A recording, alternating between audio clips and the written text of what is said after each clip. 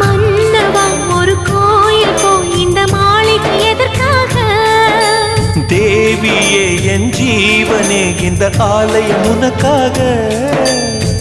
வானில் ஒரு புயல் மழை வந்தால் அழகே என்னை எங்கனம் காப்பாய். கண்ணே உன்னை என் கண்ணில் வைத்து இமைகள் எனும் கதவுகள் அடைப்பேன்.